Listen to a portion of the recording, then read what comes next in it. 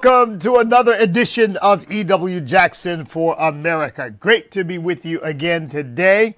I hope you are, by the way, oh, wow. We've got, I think we got 5 or 6 inches of snow. I'm looking out today on a winter wonderland. Very unusual for our area of the country. I don't know whether you all are aware of this, but of course, because you think of Virginia and you think of it as a whole.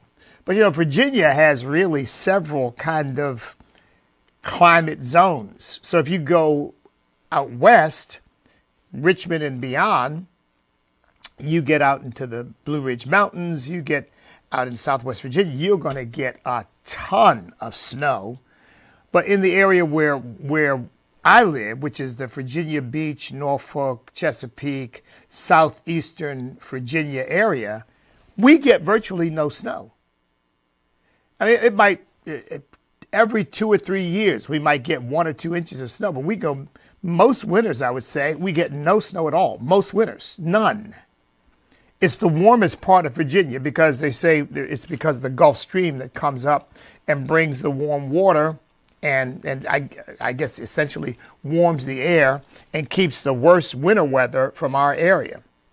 So if we drive 100 miles to Richmond and on up, and you get a very different scenario. So when Washington, D.C. might be covered in snow, we would have virtually none here. Well, we've got an exception right now. We've got snow covering the ground in our area. It is a winter wonderland, very unusual. I told my wife, I said, well, let's take some pictures because we don't see this very often. And usually when they start talking about snow, it's a dusting, 1 or 2 inches barely sticking. But this time we've got some real snow. But apparently no power outages in our area, no major problems at all so far. And praise God for that. That's really good.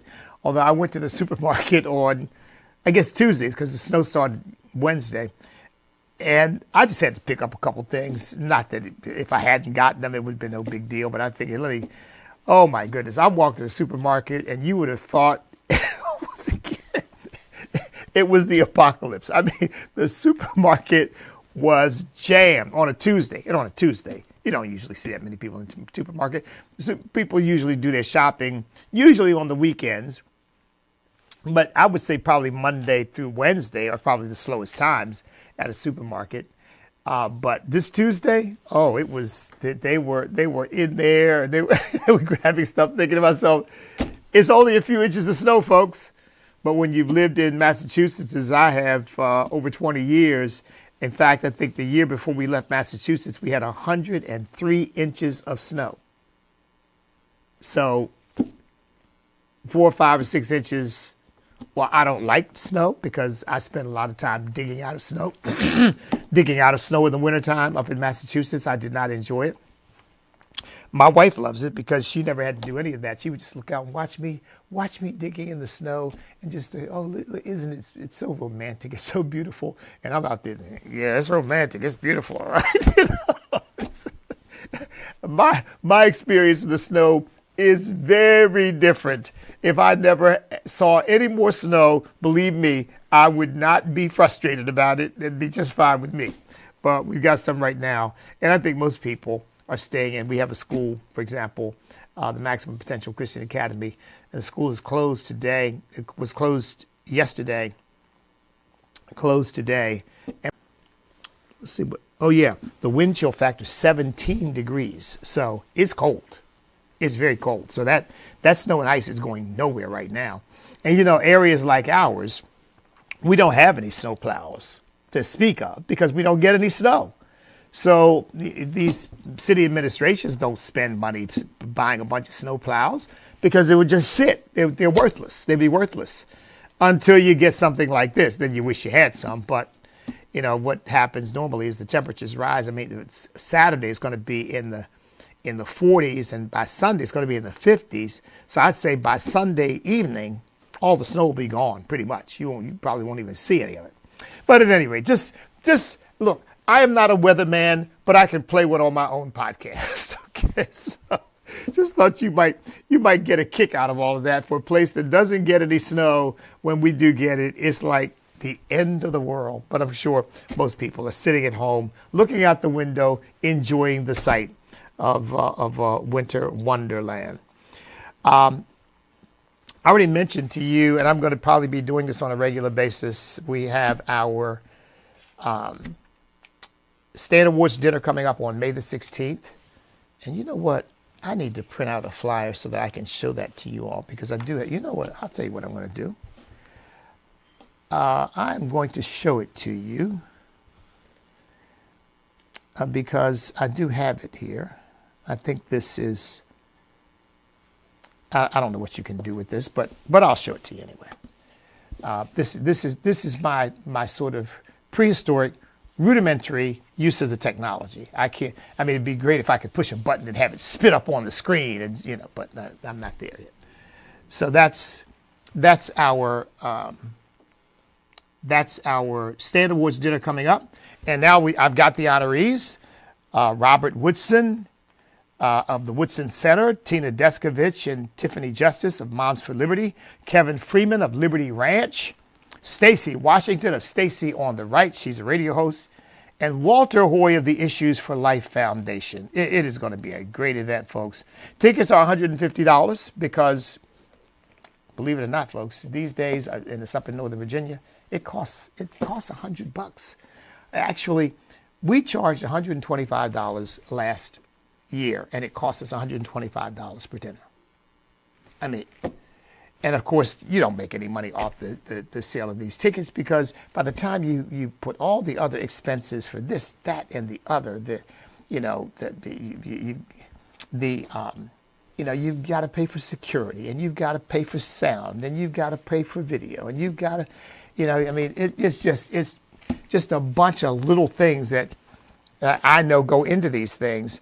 By the time that extra $25, so basically, we raise money on this because of the generosity of our sponsors. That's why we end up often having complimentary tickets, because our sponsors will say, "I will get a table. I will give you $5,000, $10,000, $20,000, $50,000, whatever that amount might be." Well, then we say, "Well, let's make some complimentary tickets available for people who might not be able to afford $150 a plate, but they want to come." And so we've done that in the past. We're not exactly sure how we're going to handle it this time, but right now the tickets are $150, and you can buy tickets. I'm pretty sure it's set up where you can buy tickets at standamerica.us. And as always, you all are probably accustomed to me doing this now because it's right off the cuff. Let me go to... no, it's not on the website yet, but it will be there shortly. Let's see if here we go. Well, actually, it is under events. Yep. Actually, it is. It's there under events. Yep. And it's got how you can become a sponsor, how you can donate to the Mission of Stan, how you can volunteer. It's all there. Just go to events, and the Stan Awards dinner will come up. And when you get to it, you can click on,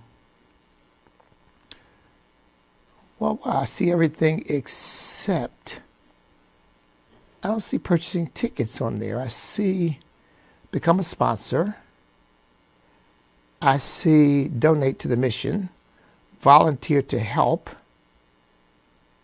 Wow, that's weird. I'll have to make sure that that's corrected. What I don't see is how to buy a ticket. Now, if I click on becoming a sponsor, that's going to probably...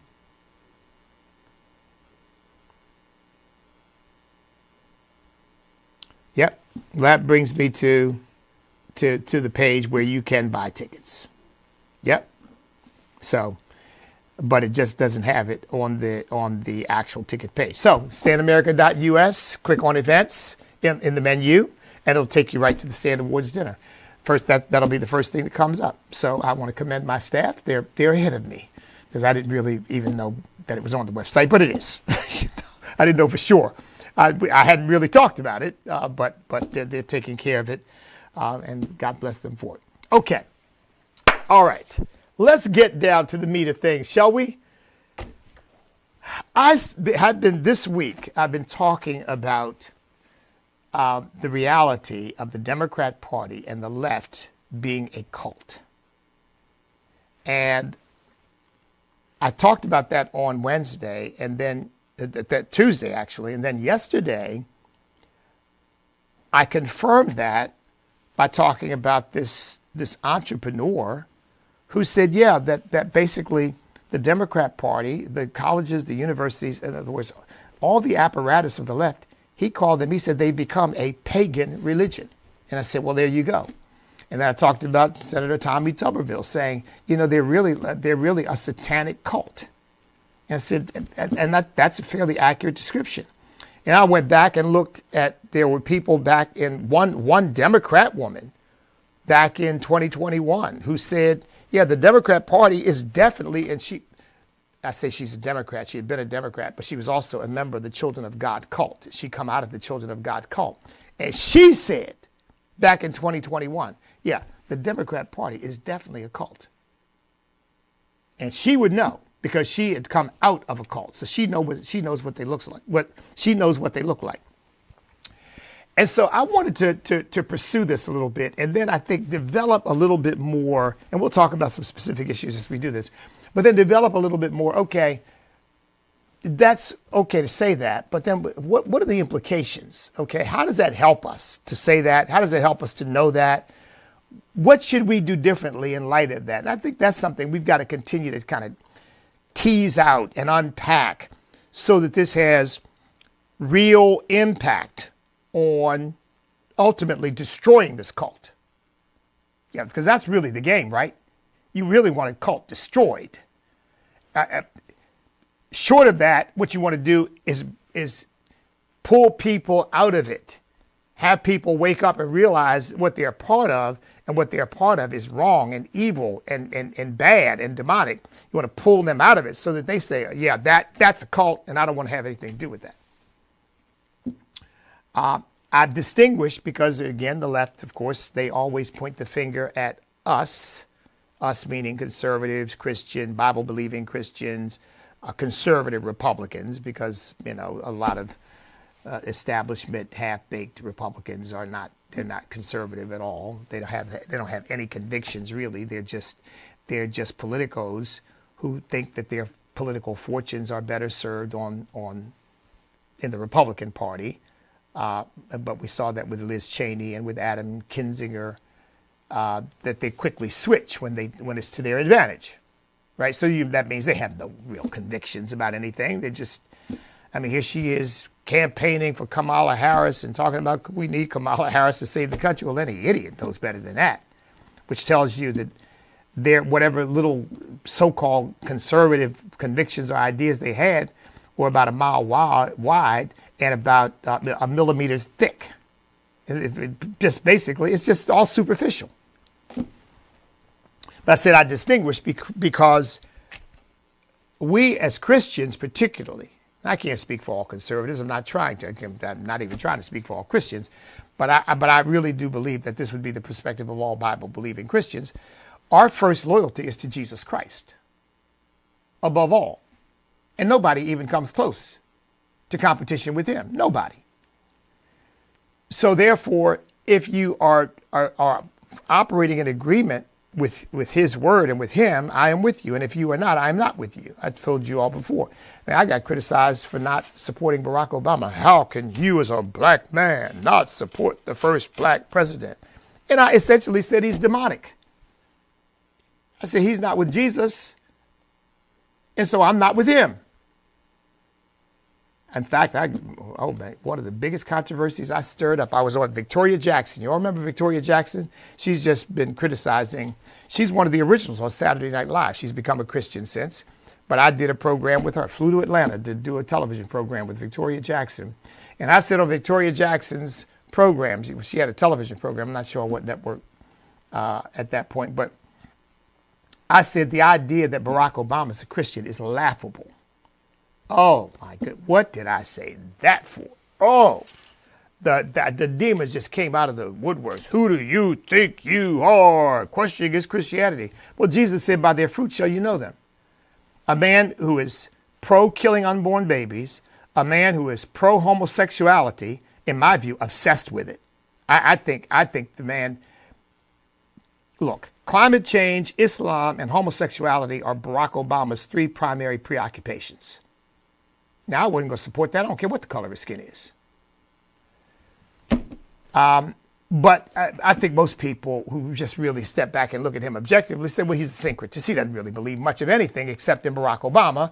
And then, because he said one time that his devotionals included a little bit of this and a little bit of that, and a little Islam and a little Christianity and a little Buddhism and a little Hinduism. So he's a syncretist. He's not a follower of Jesus Christ at all, period. Okay? But those of us who are, I think we would say, we support Donald Trump, love Donald Trump, appreciate Donald Trump. But we're not mesmerized by him. We're not, I mean, Donald Trump said he could go down Fifth Avenue and shoot somebody. And people would still support him. Well, that would depend on who he shot. Just kidding, folks. Just kidding. Just kidding. But yeah, not me. I mean, if I thought that Donald Trump was bad for the country, I wouldn't support him. I mean, right now, for example, he's just, let's see if I can pull this up, but he's just nominated this woman for labor secretary. And I read that Rand Paul said he can't support her. And of course, I'm no big fan of Rand Paul. I mean, I respect Rand Paul, and a lot of times Rand Paul is on point, but I think Rand Paul is an isolationist from my point of view, and I'm not an isolationist. I believe that America has got to engage the world. I just don't believe we need to be the policemen of the world and trying to put out every fire and trying to deal with every problem and all of that. But I mean, Rand Paul, for example, he didn't have a problem with Iran having nuclear weapons. I do, because I think they're a rogue nation. And I think you put nuclear weapons in their hands and something very, very bad is going to happen. Something that may be undoable. So I don't always agree with him. But so when I saw that, I thought, okay, what's this problem with her now? Because it didn't automatically mean to me that, well, I wouldn't support her because Ron Paul, I keep saying Ron. Sometimes I go back and listen to my programs and realize I've made these faux pas, and sometimes I don't. Now I've been saying Ron Paul, Rand Paul, not Ron. Ron's the daddy, so I know the difference. But you get on a roll sometimes. So, so I thought, okay, well, what is? Because I'm thinking he may have a problem with her that I don't agree with, but I do agree with him, because apparently. There's some questions about her pro-life position. Apparently, she's one of these people who says, well, I'm personally against abortion. Whenever you hear that, that really means I'm trying to placate the pro-life people, but I don't really care about killing unborn babies. That's usually what it translates to. But I do want to placate all these pro-life people who are really, they think life, these dumb people who think that life is sacred and think that God has a plan for this baby and all of that. To placate them, I am personally against abortion. That's the last statement of the scoundrel who is basically really pro-killing unborn babies, but they don't want to admit it. So there's that. But the other thing is, she supports this law. Oh, by the way,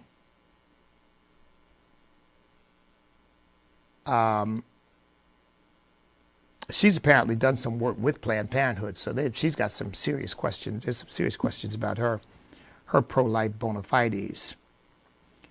But there is a law, and I thought, you know what? That's not the story. But there is a law. I don't think it's going anywhere, mind you. I don't think it's going anywhere. But she supports it. A law that would limit the ability to be a right-to-work state. Let me see if I can find that. In other words, she supports a law. Wait a minute. Maybe this is it. She supports a law. It's called the I'm talking about Lori Chavez de Raymer, by the way. But she supports a law that would limit right to work. And Rand Paul is all over that, saying, I've got a major problem with that. Man, what is the name of that thing? It's called,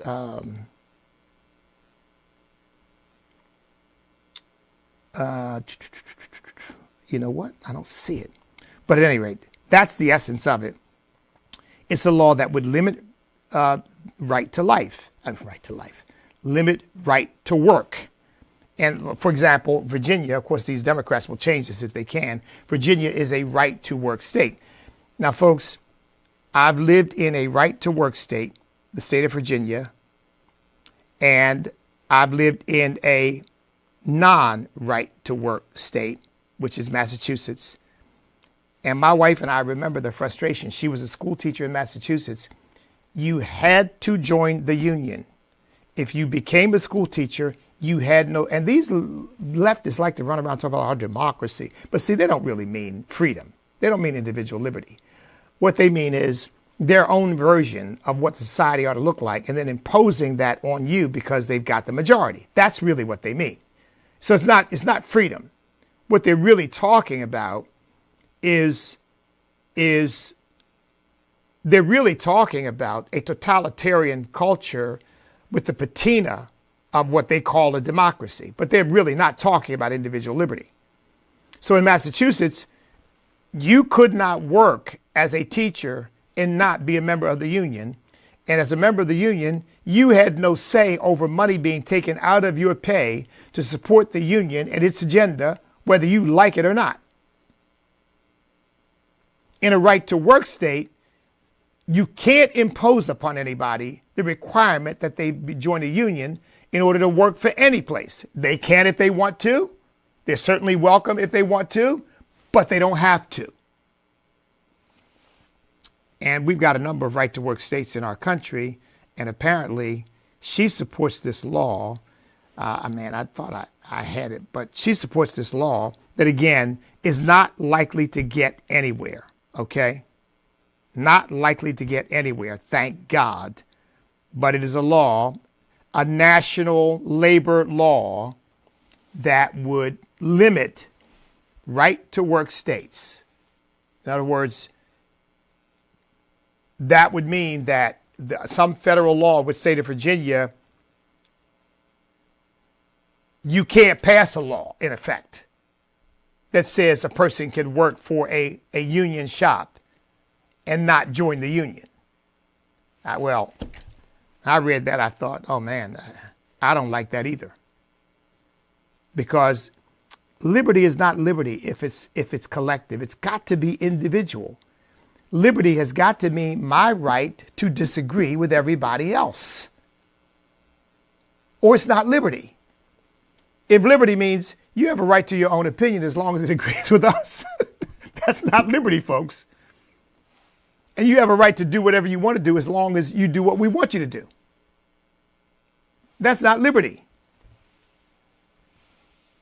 Man, I apologize because I thought I had that. I really wanted to be very specific about that. So I'll try to get it to you before the end of the program. But at any rate, so I said I went through all of that to simply say, so that's the Trump nominee. I'm not enthusiastically supportive of her. I'd like to think Trump could do something better, but they say this is a reward. They say this is just, I'm not saying this is true, but it is being reported in effect that this is Trump's homage to the labor movement for not having endorsed his opponent. So he's giving them a little tidbit, a little reward for not having weighed in on the side of his opponent. I don't know whether that's true or not. I do not understand because Trump seems to me to be fully committed to individual liberty. And it may be, again, the law is not going to pass in this Congress. So whether she supports it or not is not going to really change anything unless something happens in 2 years that alters the makeup of the Senate and the House. And I don't think anybody's suggesting that the Senate is going to flip in 2 years. But of course, it's so close that it would be foolish to think, well, we can't possibly flip the House in 2 years. But let's say, God forbid, you would have flipped the House and the Senate. Well, still, you probably wouldn't get something like that past a presidential veto, assuming that Trump would veto it. So it's a long shot at best. So I take solace in this. Okay, she's a Trump appointee. She's not going to be allowed to do anything that is completely against what Trump wants.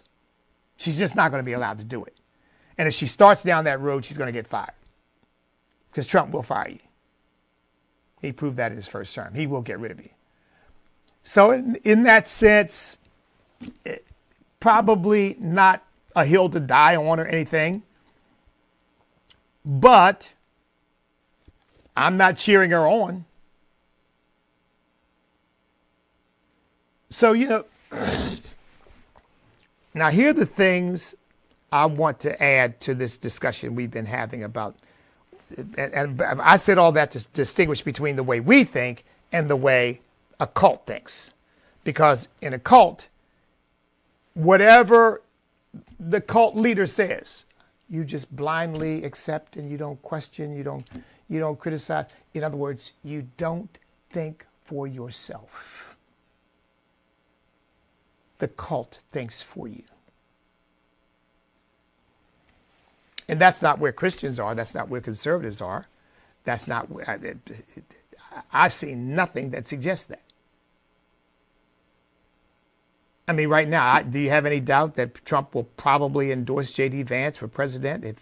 Because assuming he can't run again, he'll probably endorse J.D. Vance. But let's just assume for the moment. We don't know that for sure, but he probably will, assuming J.D. Vance stays on the right side of Donald Trump. You think that's going to stop any of the Republicans from running for president? Nope. They're not going to say, well, I'm not going to run because Donald Trump said he wants J.D. Vance. That's just not the way we work. That's the way the Democrats work. Did you see anybody step up once they said, well, Kamala Harris is our choice? Did you see anybody else step up and say, well, we don't think that's a good idea and we've got another candidate? Did you see anybody do that? Nope. Because cults don't operate like that. So I want to add three more sort of elements to this, and then I want to talk a little bit about how we deal with this. Here's one element that I hadn't mentioned before. Cults always are about taking the money of their minions for the leaders to use for their self-aggrandizement. They basically rob from the people who are following them, will take every dime they've got if they can. They'll have you sell your house. They'll have you sell your car. They'll have you sell your firstborn if that's what they have to do in order to get the money from you in order to do the things that they want to do. And what Doge is revealing to us is the behavior of the cult. Doge is revealing to us what the cult does with the money that it collects. We're not its followers, but since it's government, they get to take our money anyway. And what Doge is revealing to us is what these cultists want to do with our money. And basically, what do the cultists want to do? They want to enrich themselves, right? And by the way, I don't know whether you all saw the story about Tom Cotton, but one of these USAID beneficiary organizations is an organization that he is deeply involved in. And apparently, I mean, they were spending millions of dollars to make the lives of politicians easier. Paying for travel, enhancing their pensions. What? Yeah. A little slush fund, apparently. Not only Tom Cotton, but some others have been caught with their hand in the till. Now, I'm not saying it was anything illegal, but it certainly is untoward. And it certainly doesn't look good. And, there are some who say that Tom Cotton, while he's generally a very, very solid conservative, that he's really been playing a lot of footsie behind the scenes with the establishment and getting rewarded for it.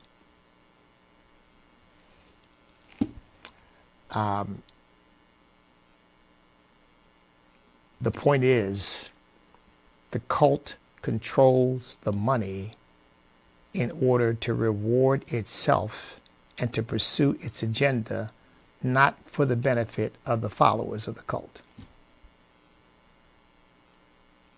And so what we're witnessing, folks, with Doge, this is like looking at the books of Jim Jones. What's the money being spent on? And we're seeing the ridiculous things the money is being spent on. And look, you better rest assured.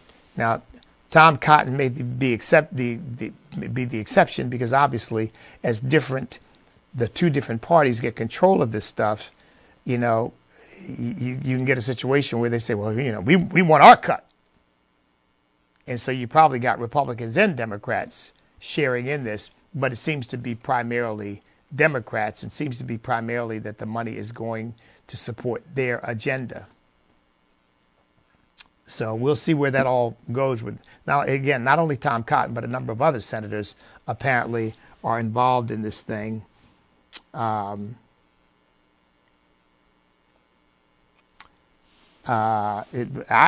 had never even heard of this organization.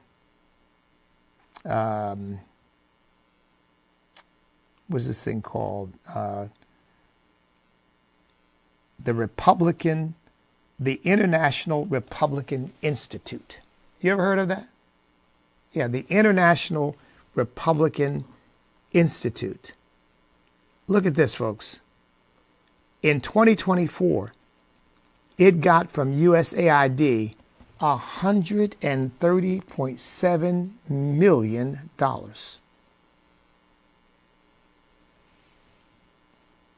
The International Republican Institute.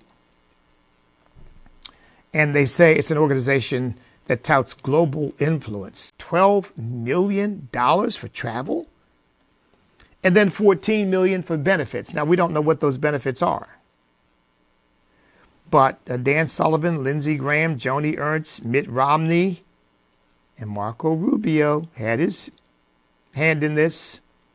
Representatives Kate Granger, Jake Elizy, if that's the correct pronunciation.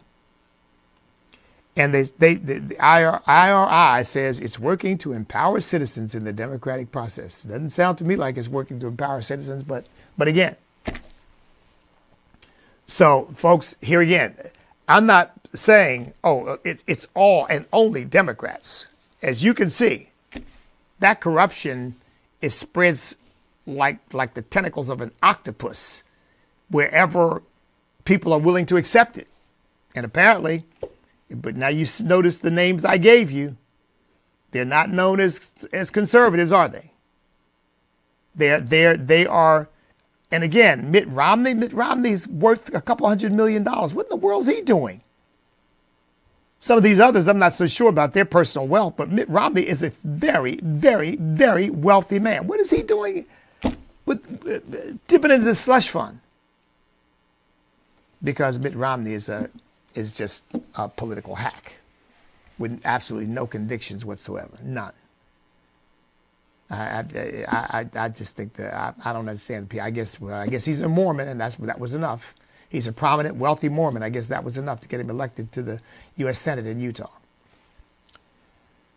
At any rate, I said all that to simply make the point that we are not cultists.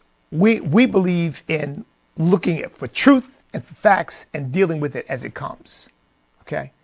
But we are rational, and yes, enthusiastic, but rational supporters of Donald Trump and his policies. That doesn't mean we're going to agree with every single thing.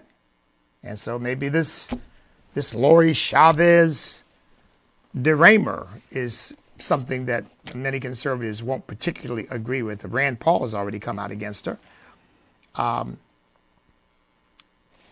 My point is, if you follow the money, you'll see what the cult is really up to. My goodness, I can't believe I'm taking that much time. So let's get to this, the second and third thing. This is the other thing. When I come on this program to talk to you, I don't have a phone call in the morning with some high up muckety mucks who tell me, okay, Bishop Jackson, here's what you ought to say today. You ought to use these phrases. You ought to use these words. And with a bunch of other conservatives who say, yes, sir, got it, okay. And then we all come on and you watch us and why are they all using the same phrases? Why are they all saying the same thing? But how many times have you seen that on the left? What's the latest one? Constitutional crisis. ABC. We have a constitutional crisis. CBS. We have a constitutional crisis. MSNBC. We have a constitutional crisis. CNN. We have a constitutional crisis. They're all saying the same thing. We have a constitutional crisis. Do you all remember this? This happened, might be 15 years ago now, where it was discovered that a bunch of journalists, very, very prominent journalists, were getting together on a conference call, and they were sharing their talking points and doing just what I'm suggesting. They were actually issuing the phrases, the themes that were to be used for that particular day, if I'm not mistaken. I think they were doing this on a daily basis until it was discovered. And once it's discovered, they quit it, or they just went underground with it so nobody will know. A cult tells you what to think, tells you what to say, and you've got to always be reflecting what the cult wants. And if you do not, you get punished. And that punishment can either be banishment from the cult, it can be ridicule and humiliation within the cult, it can be having something that's important to you taken away, or being punished in the cult. Punished. They mean the Yahweh cult would actually bring people into a room and beat them. Adults, beat them. And you had guys submitting to this. This is a Yahweh cult. The guy called himself Yahweh Ben Yahweh, just full of the devil. And you had people going along with it. Yeah, these people beating somebody's children, beating your children. This is what Yahweh wants. No, it's not. Well, that's what we've been told. Yeah, you have, but that's what cults do, right? That's what they do. So there's the money and there's the message. But here's the last thing, and I'm probably going to a place where you don't expect me to go. But this is where many cults end up when they become totally frustrated that they're not getting their way. They can become apocalyptic and violent in their response. And folks, we're seeing that. And we're seeing it primarily with this whole gender rebellion thing, where a lot of these, a significant number at least, of these transgenders are now advocating violence. This Border Patrol agent up in Vermont was just killed by a transgender cult. They believe it's their job, I talked about them yesterday, they believe it's their job to kill the enemies of transgenderism, I guess. But look, this is what happened down in Nashville. This was another one of these gender rebellious people. And you now have one congressman. I mean, let's face it, we've had the hints of it before. I say anytime you call Donald Trump the equivalent of Osama bin Laden, the equivalent of Adolf Hitler, and you're calling him a dictator, you are inviting people to kill him. You are saying this man is so evil and so dangerous that it would be a moral thing to kill him. Well, we killed Osama bin Laden, didn't we? Anybody think that was immoral? No, it was not. It was the right thing to do.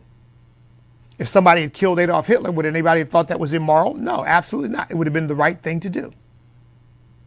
So when you compare Donald Trump to those figures, you are saying, in effect, he needs to be dead. That's what you're saying. And we had Democrats all over the country saying it. And by the way, some of them didn't stop saying it even after the man was shot. They kept saying it, and they're still saying it.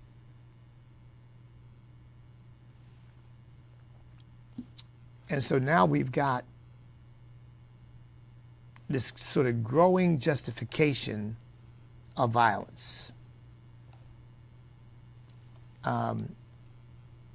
Here is a Democrat in Congress, Robert Garcia. Now, he's an actual congressman, not just a candidate, but an actual congressman. He said, quote, he said, I think it's really important, and what the American public want is for us to bring actual weapons to this bar fight. This is an actual fight for democracy.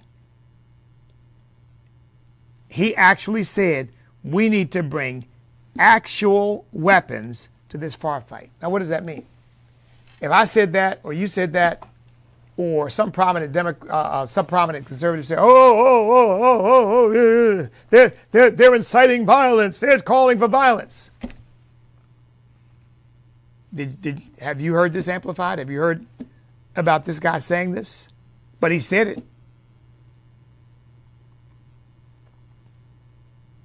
We need to start bringing actual weapons. He said, this is a bar fight. We got to bring actual weapons to this bar fight. He said, because this is an actual fight for the democracy and for the future of our country. Democrat Robert Garcia of California. And by the way, he's not the only one.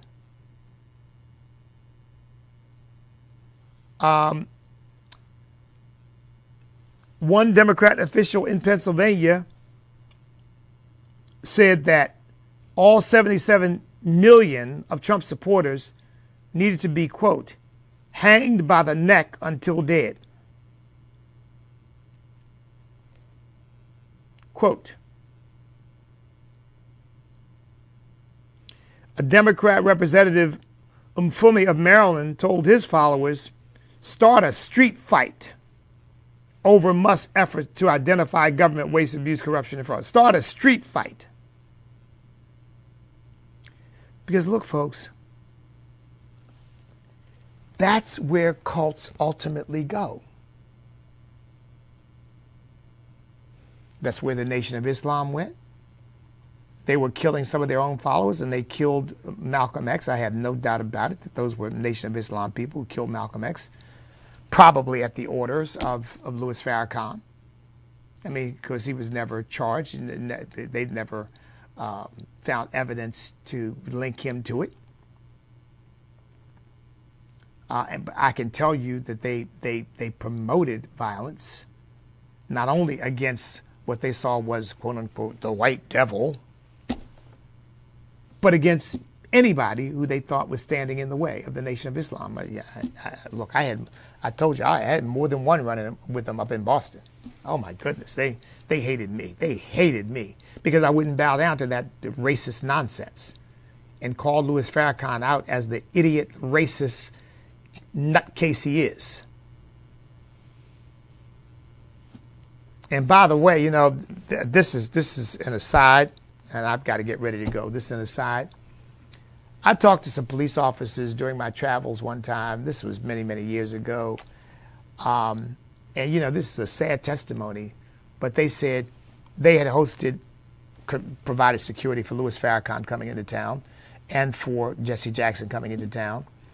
And they said, and they preferred to provide security for Louis Farrakhan. They said because you would have expected that Jesse Jackson, the minister, would be the nice person. But they said, but Louis Farrakhan was nice and Jesse Jackson was arrogant and nasty and demanding.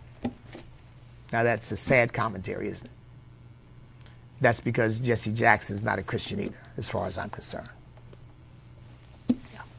Hey, again, if Jesse Jackson and Al Sharpton are Christians, I'm a Buddhist monk. And I'm telling you, I'm not a Buddhist monk. I'm a minister of the gospel of Jesus Christ. I am called, anointed, and appointed to proclaim the gospel of Jesus Christ.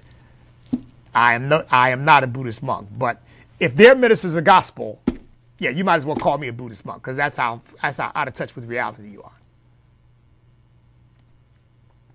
In fact, they're part of the cult. And again, what do you see? The money, right? I mean, Al Sharpton, how much in back taxes he owe now? Got a budget of millions of dollars a year, right? The message, spewing the same garbage over and over and over and over and over and over again. They've been given their marching orders. This is what may come out of your mouth, and this is what you must say, and that's all. We are victims. We are downtrodden. As I jump on my private, as I board my private jet, never forget that I am a downtrodden, oppressed victim. And then ultimately violence. Remember, Al Sharpton was involved in stoking people to attack Jews in New York. Jesse Jackson called the Jewish community High Town. Remember that? And Al Sharpton was actually stoking violence against Jews in New York. Violence is where they ultimately go because, folks, they have no other power of government if they have control of it, but they have no other power. They don't have logic. They don't have facts. They don't have truth, right? So what do they have? Well, maybe if they've got some money in the kitty that they can use to try to hurt you or try to affect their agenda. But ultimately, all they've got is violence.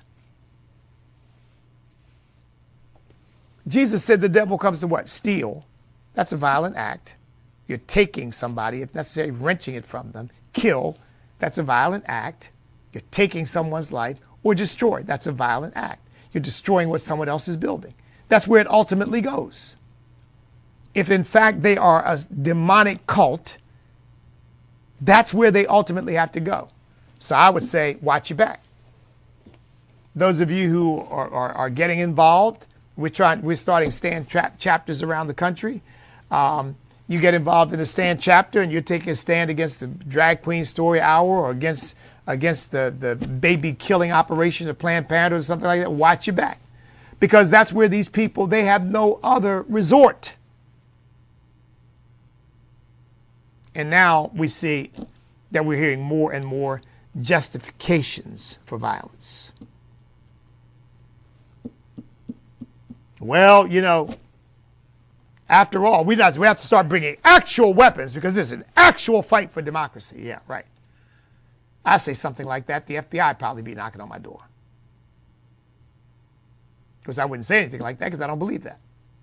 The weapons of our warfare are not carnal, but mighty through God to the pulling down of strongholds, casting down imaginations and every high thing that exalts itself against the knowledge of God, and bringing every thought under obedience to Jesus Christ. Do not resist evil with evil, but overcome evil with good. We're going to keep fighting the good fight of faith, and I'll tell you what we have is more powerful than what they have, and greater is he that's in us than he that is in the world. And he always causes us to triumph in Christ Jesus. Ultimately, we win, right? Ultimately, we win. We're winners, not losers. We don't need to resort to violence. And I'm not talking about self-defense of your life, the life of your family. But we don't need to go out and say, well, this person's so bad, we got to go out and kill that person. No, we don't need to do that. Vengeance is mine, says the Lord, I will repay. I'll tell you what's in store for them if they don't repent is far worse than anything that anybody could ever do to them on this earth. Jesus said, do not fear man who can destroy the body, but fear God who can destroy both body and soul in hell. He said, that's who you better be afraid of. And these people have no fear of God, and they just don't know. It is a fearful thing to fall into the hands of the living God. So, folks, that's where we are. I'm run out of time, but I want to get to, okay, what are the implications of this then? How does this affect our strategy and our approach to what we're dealing with? So I'll get into that rather than trying to start that now with the program having come to an end. But look, God bless each and every one of you. Watch your six, as they say. Right? Keep your head on a swivel. Amen. Praise God. But in the end, know this, folks. He that dwells in the secret place of the Most High abides under the shadow of the Almighty. We will say of the Lord, He is our refuge, our fortress, our God. In Him will we trust. And surely he will deliver us from the snare of the fowler and from the perilous pestilence. He will cover us with his feathers, and under his wings we shall take refuge. His truth shall be our shield and buckler. And we will not be afraid of the arrow that flies by day, or the pestilence that walks in darkness, or the destruction that lays waste at noonday. 1,000 shall fall at our side, and 10,000 at our right hand, but it shall not come near us. Only with our eyes shall we behold and see the reward of the wicked. For he shall give his angels charge over us to keep us in all our ways. They shall bear us up in their hands, so we don't dash upon our foot against a stone. We shall tread upon the lion and the adder, the young lion and the cobra. We will trample underfoot, because we've set our love upon him. Therefore he will deliver us. He will set us on high because we've known his name. He will deliver us and honor us. With long life will he satisfy us and show us his salvation. We're winners. Praise God. We win. Glory to God. All right, folks, I've got to go. God bless each and every one of you. Stand up, step up, speak up, and refuse to back up. Because we cannot be defeated if we will not quit. Because we are on God's side. God bless everybody.